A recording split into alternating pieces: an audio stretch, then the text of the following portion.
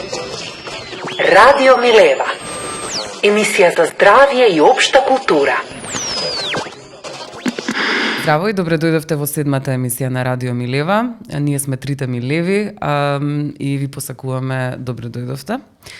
Денешната тема ќе ни ја представи Милевата во средина. Кажи ни зашто се работи во овој прекрасен мај. Април, шо и да е. Пролет. Денешната тема носи наслов свадба.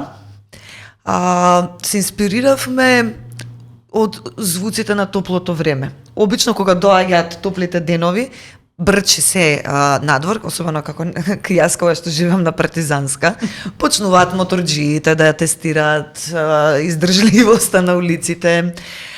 Има инсекти и така натаму, ама почнуваат и свадби.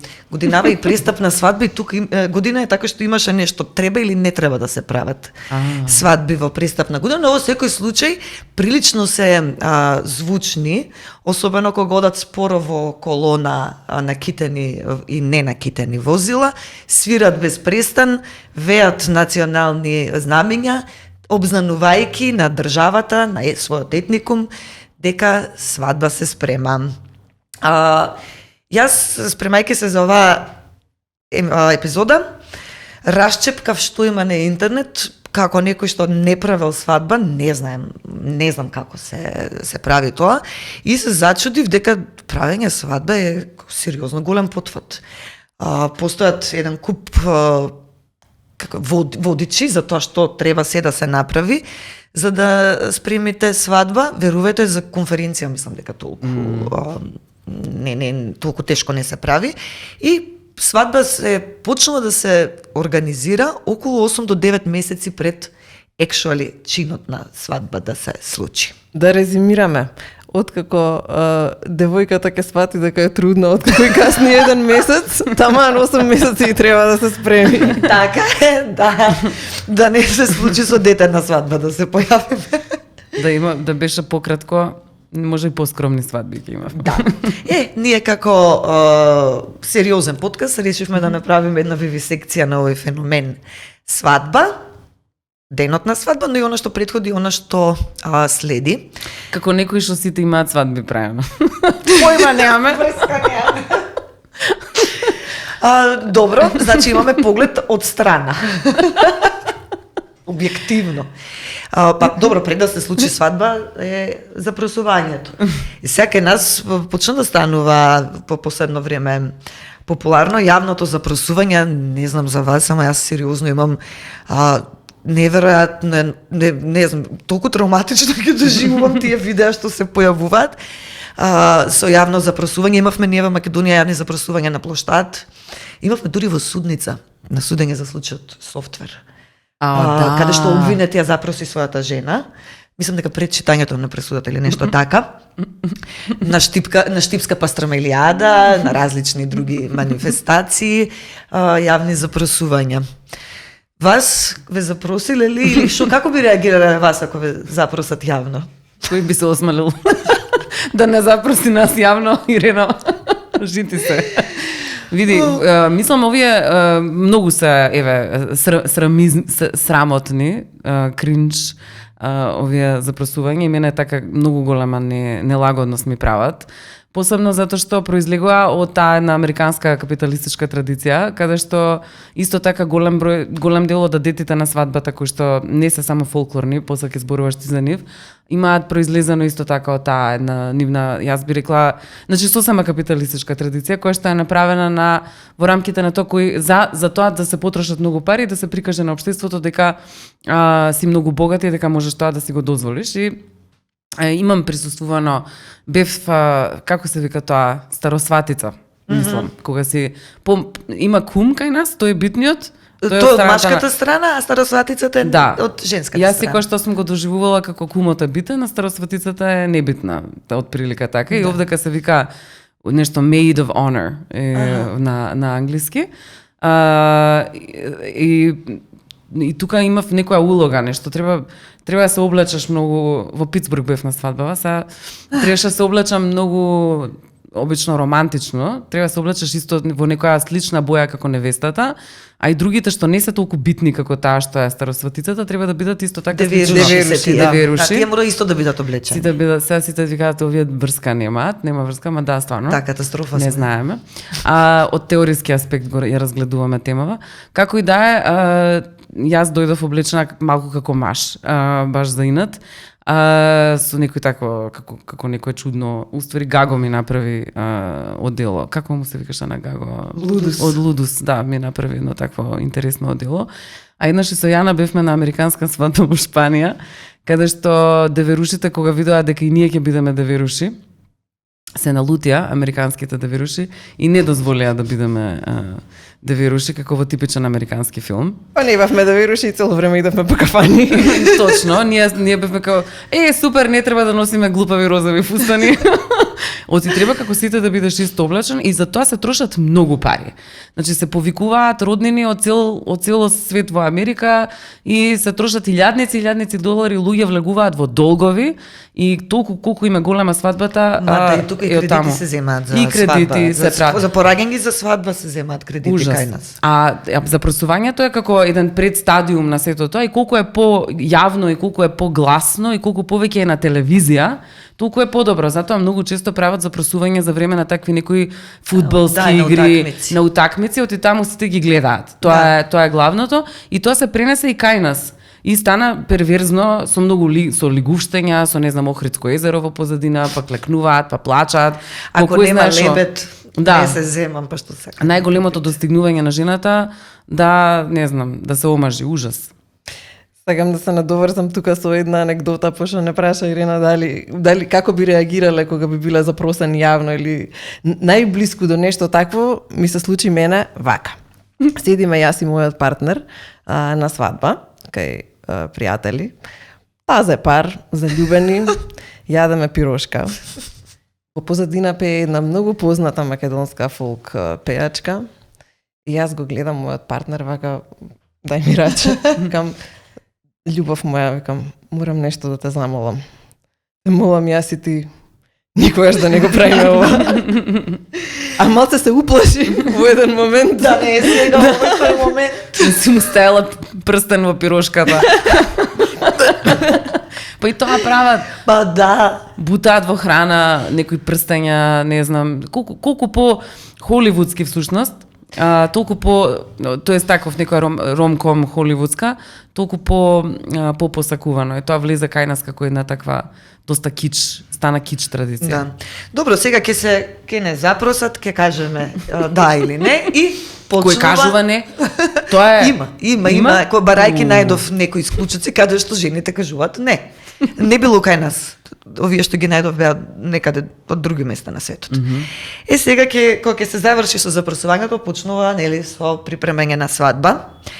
И исто така постојат, ќе најдете и на македонски јазик цели guidelines, насоки за тоа кои се адедите.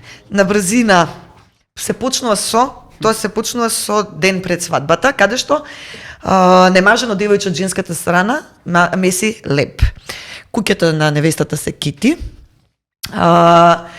Кога доаѓаат сватовите кај невестата, стојат девојчиња пред влезот, ги китат со китенки. Па сватовите и кумот одат првин кај младоженецот, заедно тргнуваат по невестата.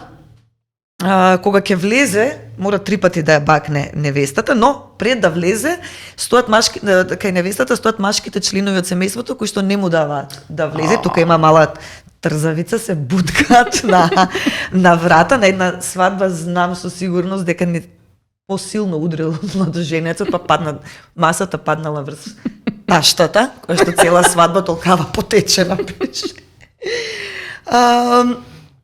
Кога ќе влезат маживе, едно немажено девојче од женска страна треба на деверот да му врзе машна на едната рака, ама вика кога ќе заврши, кој ќе биде побрз, или таа ќе му удри шлаканица на деверот, или тој ќе ја бакне.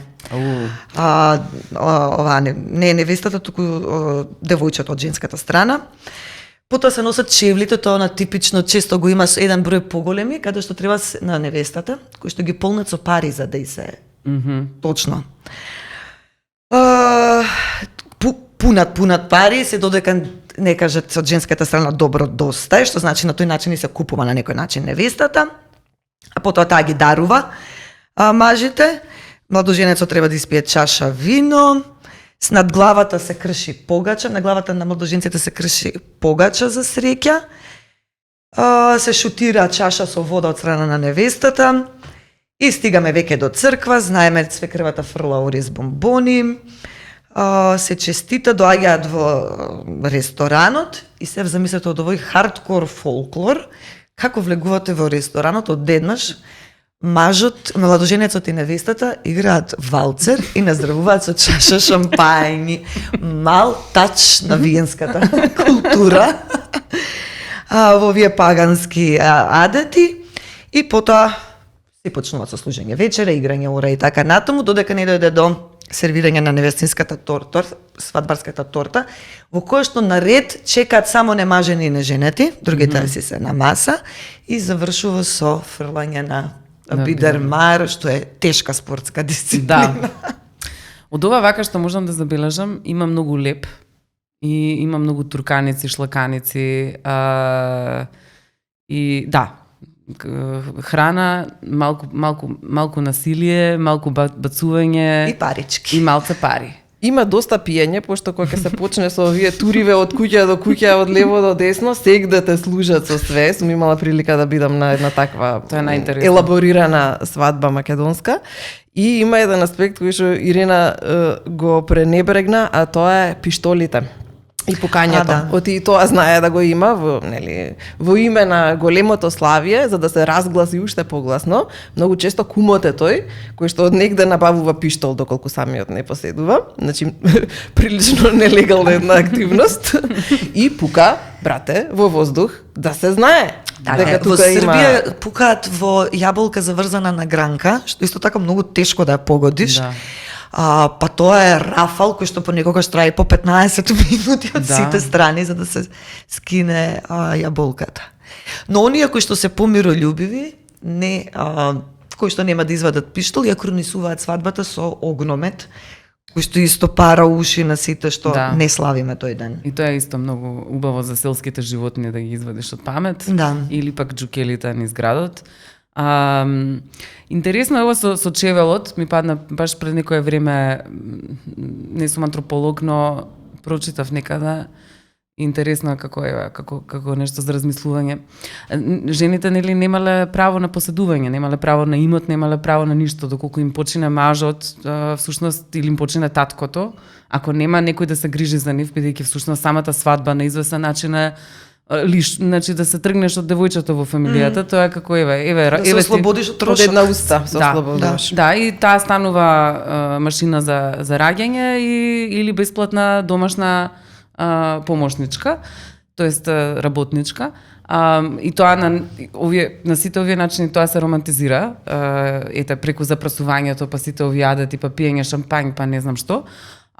Се уште во денешно време една таква традиција која што е многу понижувачка за жената, во која што таа била гледана буквално како роб, од кој што треба да се отарасиш, затоа кирките никогаш не биле посакувани традиционално во семејствата, затоа се уште ден денес во Црна Гора имате, например, селективен абортус за да не се раѓаат девојчиња. Не е чудно што, еве да речеме, им трпале пари на невестите во чевлите, бидејќи тоа е место каде што можеш да скриеш нешто, валута, пари, кај што можеш во иднина ако за некаква сигурност. Не случајно ги китале со накид. Не случајно на жените им даваат накид, бидејќи ако било што им се случи, тоа е единствената валута која што можат да ја искористат во иднина, бидејќи немаат пристап, немаат банка, немаат пари.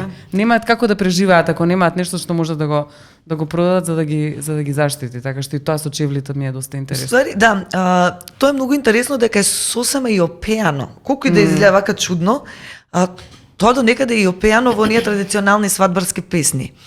Како што се следат сите адити, така и кога ќе стигнете во ресторан, од прилика може да има различни музики, ама од прилика првите 5-6 ора се оние стандардни, во кои што се игра едно за зетот, едно за невестата, па за свекрвата и така натаму се менуваат, нели, тој што прв го води орото е тој за кого е песната.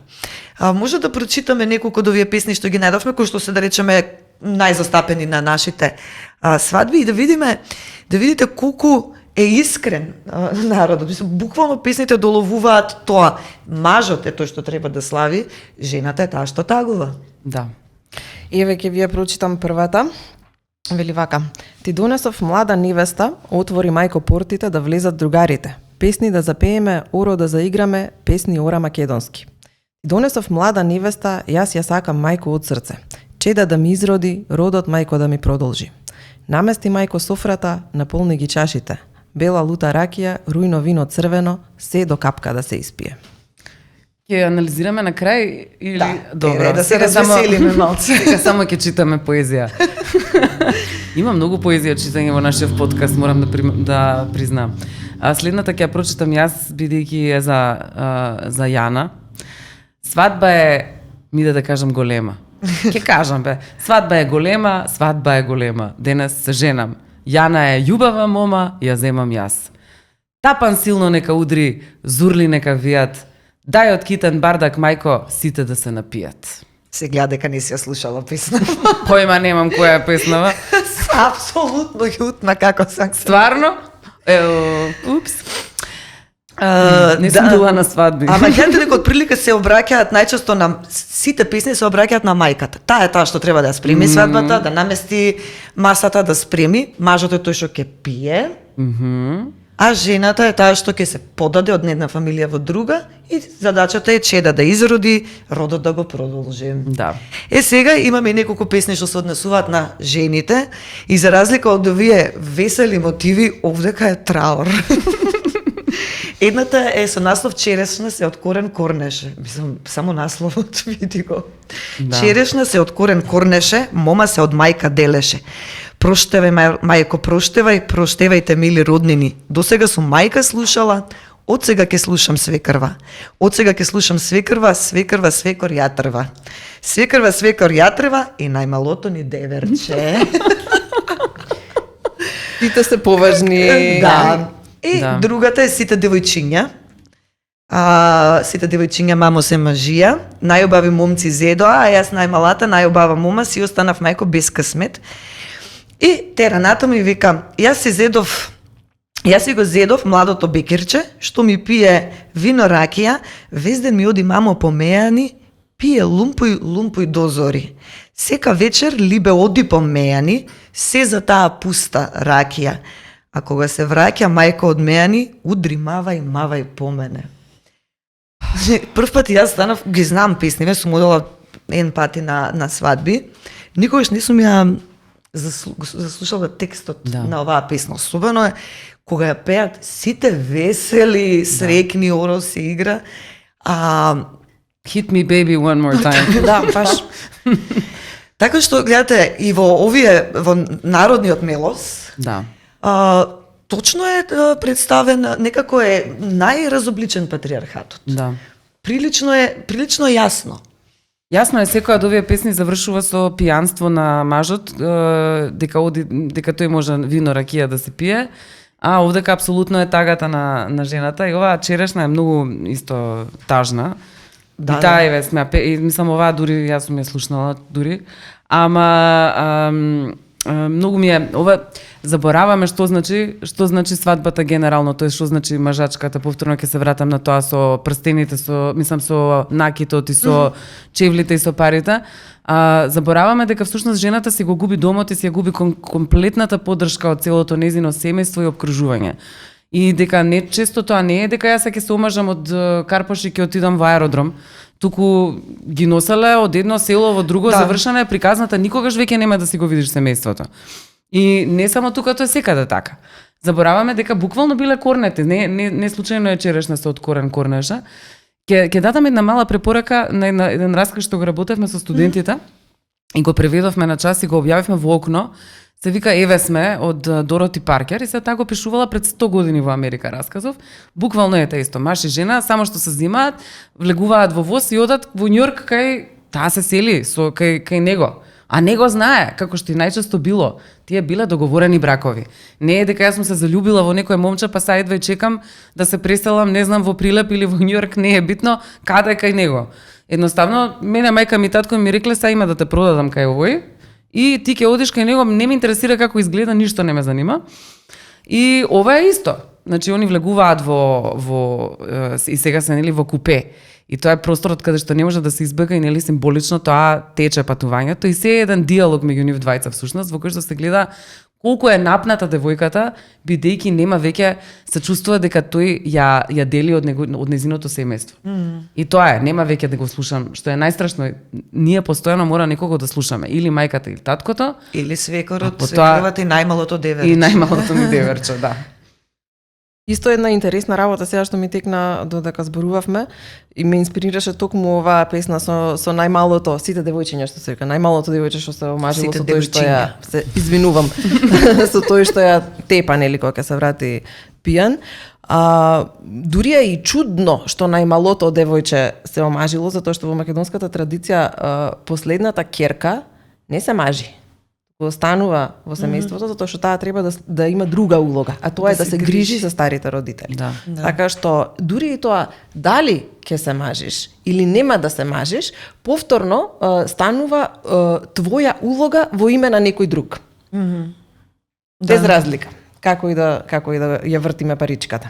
Да, и тоа е многу интересно како од еден контекст, наречеме 19 век, кога од прилика се, да речеме, етаблираат овие некакви адети како листа на нешто што мора да се истера на свадба, до денес имаме навистина големи промени. Ние денес не зборуваме дека жените родителите ги даваат, сватовите се договараат и слично, ама многу интересно како овие во современите во неолибералните општества добиваат други форми. Па денеска, ако сте вие богат американец, можете да се купите невеста од Русија. Што е истото, само што е пренесено во една индустрија, во пазар. Ако не сте богат американец, туку сте македонец, кој што е ситуиран колку толку, можете да се купите невеста од пустец.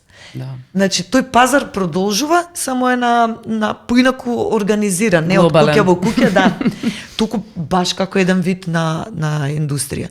И многу интересно, ние овдека имаме доста купени невести од пустец и немаме увид, не знаеме ниту како држава, ниту како општество, како живеат тие жени. Што им се случува кога вие ќе си купите жена и ќе се ја донесете дома, на вистина ризикот дека ќе бидете злоупотребен, експлоатирана на различни начини е поголем. Кога особено немате тука семејство. Немаш тука свое семејство како што можеш да избегаш. Често него не знаат јазикот. И ретко кој се интересира за овие жени да ги праша. Сме имале случаи каде што биле малтретирани, бегале и слично. Не, се гледа и целото наследство на домашното насилството, домашно насилство, семејно, веќе преведувам од англиски. Еве, се гледа во песните, се гледа преку целата, она што викаш индустрија станува. Ова е баш многу страшен и голем пример, ама се гледа и во самата традиција на свадбата кога таткото треба да ја даде. Да. И ние тука го романтизираме тоа. И тоа многу се гледа во реалити шоуата, кој што обожавам да ги гледам, не само јас, туку сите ми леви на масава. Еве, Love is Blind е една од моите омилени серии на ова е реалити шоу на Netflix, каде што се романтизира точно бракот. И сиве овие се гледа дека тоа е точно една индустрија и многу често доколку не постои родител, не постои татко, тука настанува хаос. Who's gonna walk me down the aisle? Кој ќе ме шитне? И мора тоа символично да е маж кој ќе ја шитне на тој што го знае 2 недели, меѓу другото. Така што индустријата е константно во целата идеја за свадбите и уште нешто. Сега почнав да гледам поголемо инсистирање на Никола Николовски, кој што беше еден од нашите номинатори во Маш на годината. Никола е голем фан на Real Housewives of Salt Lake City и веќе долго време ме тера да ги гледам, а јас одбивам затоа што ми е страв дека после ништо друго нема да правам. И еве сега почнав да гледам затоа што ставија на Netflix и баш е многу интересно колку е тоа културолошко и религиозно. Голем дел од тие демек современи жени кои што се многу богати, но се мормонки, кое доаѓаат од страшно патриархално општество во кое што жената буквално ништо друго не ѝ се дава освен да биде сопруга и мајка. Колку се длабоко кондиционирани, тоест условени уште од самото раѓање. И покрај тоа што е на телевизија, и покрај тоа што е милионерка. Таа се чувствува како да е пропадната, плаче, несреќна е, затоа што наеднаш во моментот кога мажот се развел од неа, таа го изгубила сиот идентитет. Оти од мали ова не учат. И тоа за жал се уште продолжува и е нешто што ни го пласираат како нешто посакувано именно како индустрија. Никој не прашува како ти е, што ти е, или зошто баш жената најмногу статистички е убивана во сопствениот дом. Да, може би на едно од најнебезбедните места за жени. Да. Па окей, ние зборувавме за работи кои што претходат на свадба, зборувавме за самата свадба, ама не фативме тоа што е оно што следи. Добро, мислам, супер го спомна ова, валјда развод. Ама може да си ветиме дека една следна епизода ќе посветиме на разводот како феномен. Па може и тоа е доста интересно, апсолутно. Оти потоа следат некои благираки и слично, па ако се раѓаат деца се раѓаат. Имаме и тука некои новитети во нашата традиција, почнува да се прават gender reveal parties, ама и тоа ќе го ставиме заедно со развод. Имаме многу сакаме да зборуваме за бебињата. Сакаме и тоа, ќе оставиме една. Не само бар да знаат од прилика зашто само така еден тизер за тоа со месеците? Па тоа што е сега некоја страшна како традиција. Ние родителите сме понекогаш навистина смешни. Па дека прават такви Да, со месечнината. Секој месец. Да, кога бебето ќе постигне майлстоун временски, односно кога ќе наполни месец, 2, 3, му се прави фотосесија во која што најчестото лежи на некоја чаршавче убаво и околу него се ставаат разни предмети по избор на родителите кои што ја обликуваат бројката на месецот кој што детето го полни. Кој е твој омилено од тие што сме ги гледале? Има едно со пелени. Од пелени е направена бројката и од бекутан марамчиња. Мене ми е она со слики од ехо во форма на 1 за прв месец. Нели имаше едно и со пури?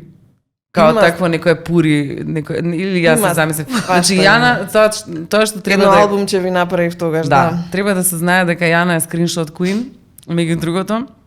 И дека има еден така, знае некојаш пакетче да ни спреми.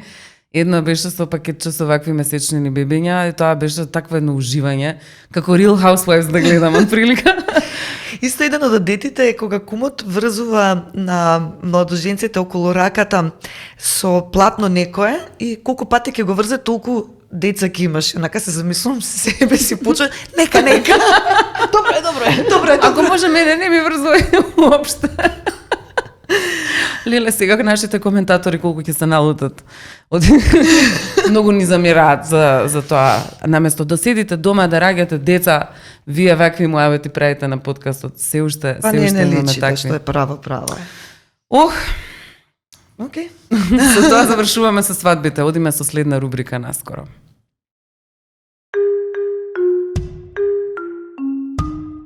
Вести од фирум. Добре дојдовте во следната рубрика, која што ни е нова. Се вика Вести од фирум. Инспирирани сме од нашата милева Ирена, која што многу веќе долго на Facebook објавува една пресмешна рубрика со наслови од вестници, која што нарекува Вести од фирум.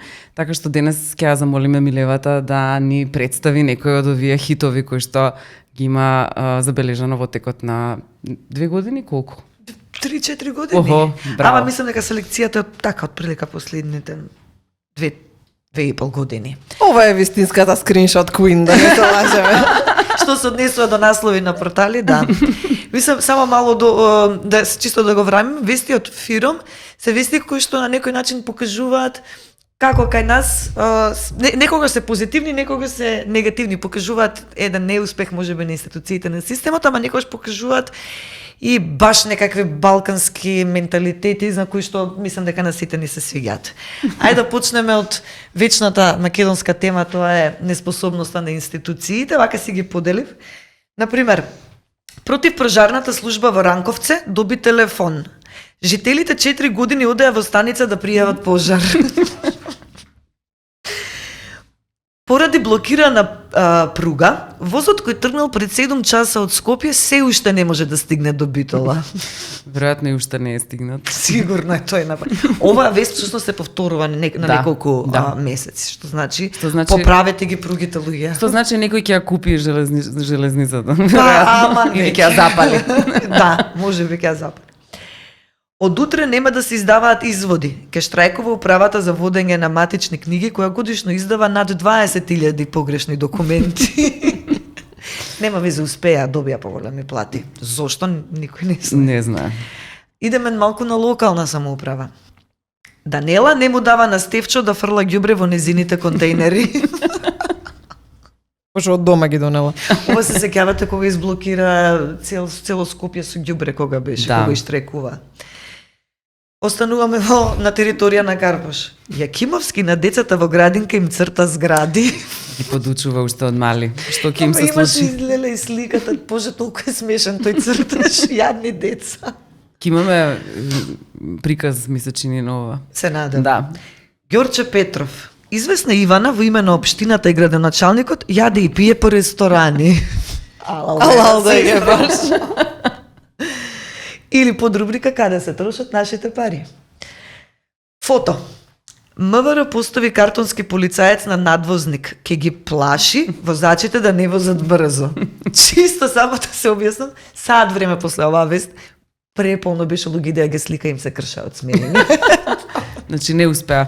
Современото страшило не успеа. За факултетите, банките и дел од нотарите, електронскиот извод представува нерешена енигма. О, Ова она Вечно. Мемето со Мислам, стварно кој имал работа со институција, се што е електронски е енигма. И сега следниве некако зборуваат за нашиот, како еден вид на рубрика фолклор.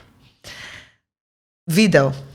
Драма во Штип. Семејство однело јадење на гробишта за задушница. Им го изело гладно куче.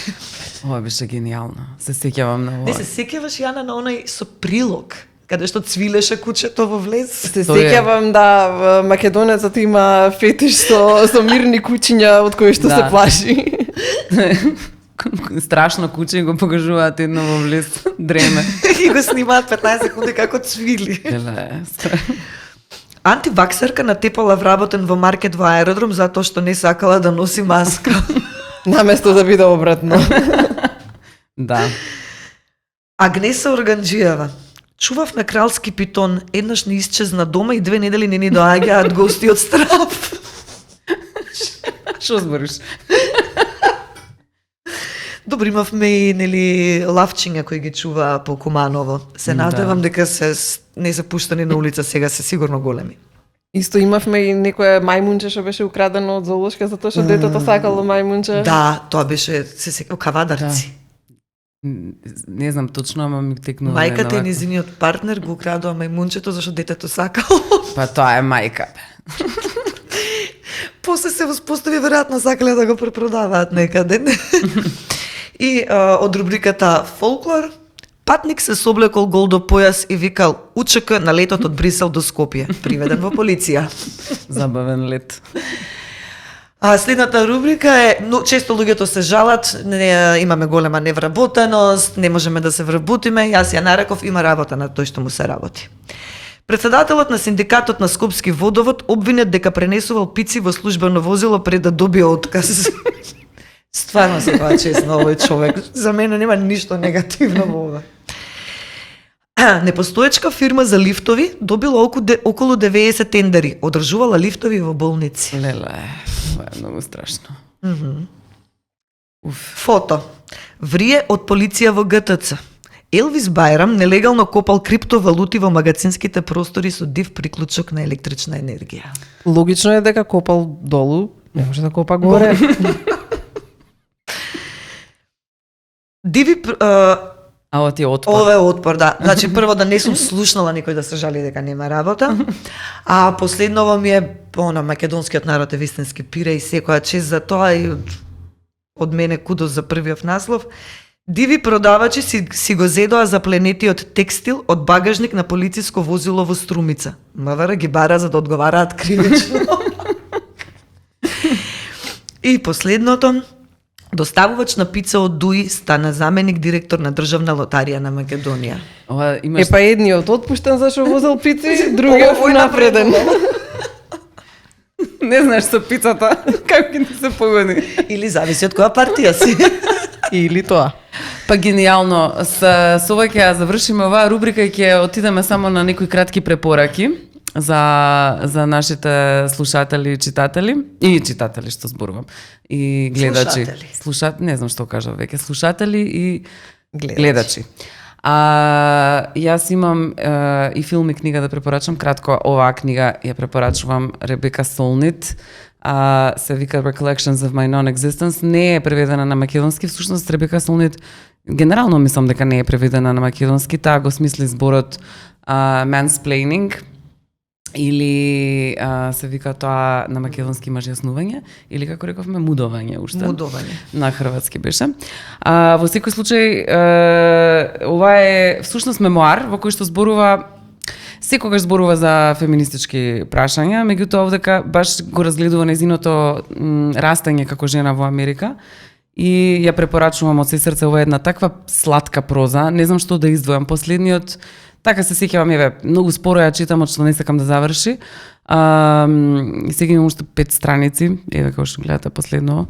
И ми е една од работите што ми остави впечаток последно беше за бит генерацијата и за нивната мизогинија, зборува многу посебно за Вилијам Бароуз, така што бидејќи била во контакт со тие луѓе, живеела во Сан Франциско. Друга една работа што сакав да ја кажам, бидејќи беше сезона на Оскар и така натаму, има еден гениален филм што го препорачувам, документарец, се вика 4 керки, на француски оригинално, не знам како беше насловот, 4 керки, Four Daughters го најдов јас. На англиски се работи за туниски филм кој што го следи животот на мајка која има 4 керки, од кои што најстарите 2 имаат отидено во ИСИС. Со тоа што малку е различна нарацијата во овој филм, глумат вистинските жени, значи тие што се останатите 2 керки и мајката, но има и глумици за нив и за тие 2 керки што ги нема, кои што ги глумат тешките сцени. Всушност тие го играат поново нивниот живот и нивната приказна. Тоа е една од најпотресните, најемотивните, најискрените приказни и што сум ги гледала. И уште во првите 10 минути ќе почнете да плачете и да имате епифании известни. Навистина ова е еден од најтоплите, најубавите филмови што сум ги гледала. Јас сакам да препорачам, и ти имаш некоја препорака, така? Повели, Сакам Ранке, ја само прва. една книга да препорачам. Тоа е Прошлост долази од историчарката, професорката по историја на Белградскиот филозофски факултет Дубравка Стојановиќ. Тоа што многу ми беше забавно во оваа книга е темата е промени во толкувањето на минатото во српските учебници по историја. Таа ги разгледува учебниците по историја од 1913 до 2021. Ама не онака класично, туку таа уствари се бави со една многу интересна тема, ги анализира овие учебници како всушност не како фактографски описи на минатото, туку преку аспект на тоа што тие кажуваат за односот на владеачката актуелна класа кон сеќавањето и минатото. Таа ги нарекува, учебниците по историја ги нарекува новости од минатото и го гледа односот на различните декади на владеачките класи кон тоа што е вредно за сеќавање, како го интерпретираме минатото и слично. Особено ми беше интересен делот за само виктимизација и мислам дека иако се учебници од Србија, мислам дека има многу сличности кај нас. Едно од најголемите интелектуалци на Балканот, дефинитивно јас сакам оваа книга да читам. Мојата препорака е многу поинаква и се однесува на главната тема на денешната епизода, а тоа е нели свадба. Ќе одите на YouTube и ќе искуцате Drunk Wedding Girl Out of Control. Видеото трае минута и пол и многу ќе ми благодарите. Да. Па добро, со ова ние ја завршуваме 7-та епизода на Радио Милева, но всушност и нашата прва сезона. Ќе направиме еден летен распуст, ние 3 Милеви. Многу ни е драго дека не гледавте, дека не следавте и многу ни е мило дека ни пишувате импресии за тоа како ви се допаѓа емисијата и што не бодрите. Многу ми е мило што имам вакви пријателки со кои што можеме, нели, да направиме една ваква емисија чисто од кеф. Одамна зборувавме за тоа. Сакаме да се заблагодариме на Бруталиск што ни го дадоа овој супер простор. Инаку за нашиот изглед и звук и монтажа се погрижија Андреј, Коста и Владан и ним им благодариме. Исто така сакаме да се заблагодариме и на Јован и на Кај за тоа што ги водеа социјалните мрежи, риловите и објавите на социјалните мрежи. Тоа е, ќе се видиме. Се гледаме после летен распуст. Да. Ало.